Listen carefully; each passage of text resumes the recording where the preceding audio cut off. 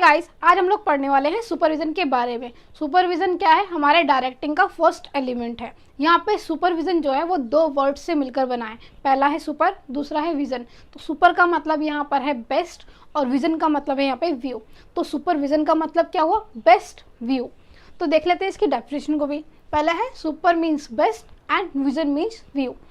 It refers to monitor the progress of routine work of one's subordinate and guiding them properly। इसका मतलब क्या हुआ कि यहाँ पे आपको मॉनिटर करना है प्रोग्रेस को, जो कि डे टू डे लाइफ में होने वाली है किसकी? सुबॉर्डिनेट्स की, और उनको गाइडेंस प्रोवाइड करना है ढंग से, ताकि वो काम को ठीक से कर पाए।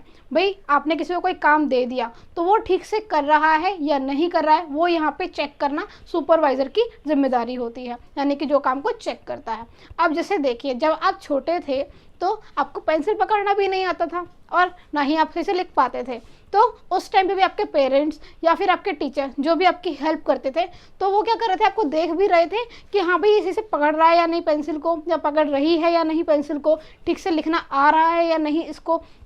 तो वो क्या करते थे? सुपरवाइज करते थे। फिर जहाँ भी आपकी गलती होती थी, अगर आपने गलत लिखा है तो वो क्या करते थे? सर्कल कर देते थे और आपको बताते थे ये वाला गलत है, इसको ठीक करना है। तो यही काम आपके सुपरवाइज़र का भी होता है। सुपरविजन में यही है कि आपने देखा और बताया कि हाँ भाई ये वाला काम गलत है, इसको ऐसे नहीं ऐसे किया जाता है। ठीक है, इसके बाद आते हैं आपके फीचर्स कि सुपरविजन के फीचर्स होते क्या हैं।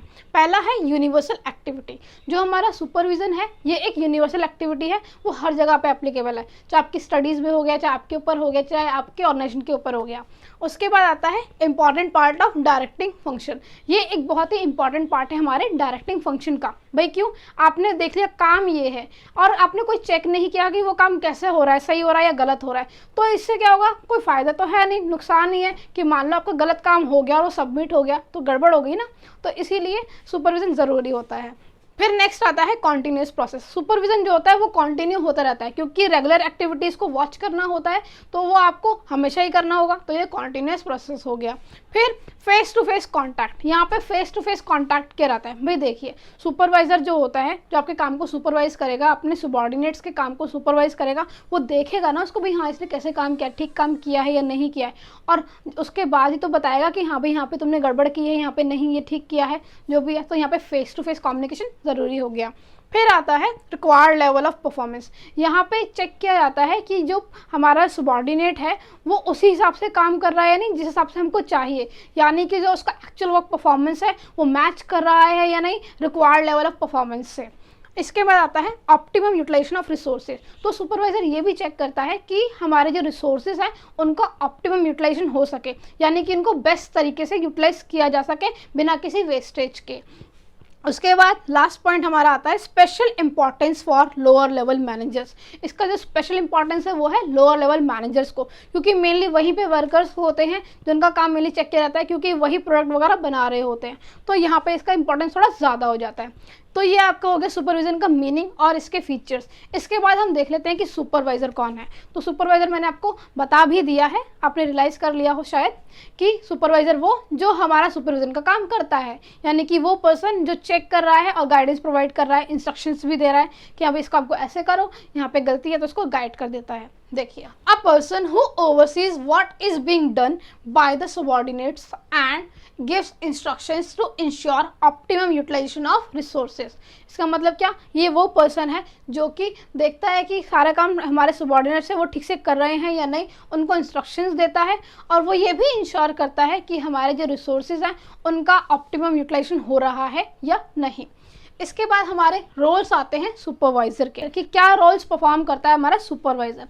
पहला है he act as a keyman. वो कीमैन की तरह काम करता है। कीमैन की तरह कैसे? भाई ऑर्गेनाइजेशन में जो भी काम होते हैं उनको सुपरवाइज करना कोई आसान बात नहीं है, क्योंकि अगर किसी ने भी कोई काम गड़बड़ कर दी तो ऑर्गेनाइजेशन को बहुत बड़ा लॉस भी हो सकता है और ऑर्गेनाइजेशन डूब भी सकती है। तो अगर सुपरविजन अच्छे से होगा तो ऐसा कोई काम नहीं होगा। तो इसीलिए हम कह सकते हैं वो एक कीमैन की तरह, बहुत ही रिस्पॉन्सिबल पर्सन की तरह काम करता है। इसके बाद ही एक्ट एज अ मीडिएटर। वो मीडिएटर की तरह भी काम करता है। कैसे भाई? जो भी टॉप लेवल मैनेजर्स और मिडिल लेवल मैनेजर्स होते हैं वो हमारे सुपरवाइजर को बताते हैं भाई ये काम है और ऐसे करवाना है, वो देख लेना। और जो भी लोग काम कर रहे हैं यानी कि सबऑर्डिनेट्स, वो बोल देते हैं भाई हम ये काम कर रहे हैं और इसमें ये प्रॉब्लम्स आ रही हैं, तो ये सॉर्ट आउट के लिए आप आगे बात कर लेना। तो क्या हो रहा है, दोनों ही हमारे सुपरवाइजर से कॉन्टैक्ट कर रहे हैं और वो एक दूसरे की बात एक दूसरे तक पहुंचा रहा है। तो ये हो गया मीडिएटर का काम। इसके बाद जो लास्ट है वो है he act as a human relation specialist. जो हमारा सुपरवाइजर होता है वो ह्यूमन रिलेशन स्पेशलिस्ट की तरह भी काम करता है। कैसे भाई, देखिए जो हमारा सुपरवाइजर होता है वो कॉन्स्टेंटली कॉन्टैक्ट में रहता है हमारे सुबॉर्डिनेट्स के, और जो सुबॉर्डिनेट्स होते हैं वो बताते हैं कि भाई हमारी को यहाँ पे प्रॉब्लम आ रही है, ये इश्यूज आ रहे हैं, तो वो उन प्रॉब्लम्स को सॉल्व करता है। और वो प्रॉब्लम्स को सॉल्व करने से क्या हो जाता है, वो ह्यूमन रिलेशन स्पेशलिस्ट, क्योंकि वो सारे प्रॉब्लम्स को सॉर्ट आउट कर रहा है ह्यूमन रिलेटेड वाली। तो ये आपका हो गया सुपरवाइजर का रोल। इसके बाद जो हमारा लास्ट टॉपिक आता है वो है फंक्शंस ऑफ सुपरवाइजर, यानी कि क्या फंक्शंस परफॉर्म करता है हमारा सुपरवाइजर। पहला है फैसिलिटेट्स कंट्रोल। जो हमारा सुपरवाइजर है वो कंट्रोल को फैसिलिटेट करता है, क्योंकि भाई वो एक कॉन्टिन्यूसली वॉच आई करता है, मतलब कॉन्टिन्यूसली देखता रहता है, और जहाँ पे भी गड़बड़ करते हैं हमारे सबऑर्डिनेट्स उनको करेक्टिव मेजर्स के लिए बोलता है।